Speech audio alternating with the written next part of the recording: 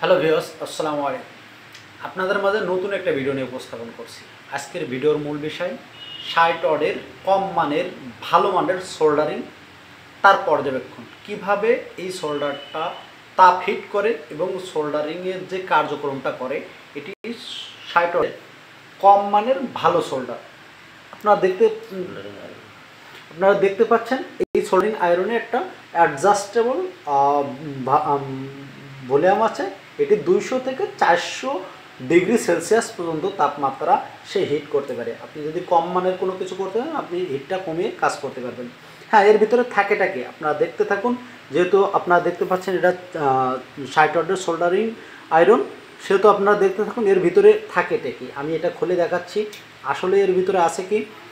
আপনারা দেখতে পাচ্ছেন যে আমি জিনিসটা খুলতেছি। হ্যাঁ, এর ভিতরে আছেটা কি।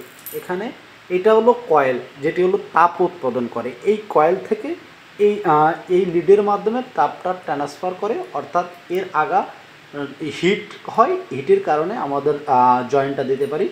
এবং এই জিনিসটাকে আমরা প্রোটেকশন হিসাবে আমরা ব্যবহার করে থাকি, যাতে কোনো দুর্ঘটনা না ঘটে, সেজন্য এটা প্রোটেকশন হিসাবে ব্যবহার করা হয়। এই মূলত আমাদের সোল্ডারিং আয়রন। এখন আপনি কিভাবে ব্যবহার করবেন, আপনার কম মানের বা ছোট কিছু প্রয়োজন হলে আপনি এটা কমিয়ে আপনি তাপটা কম হবে, আপনি কাজ করতে পারেন।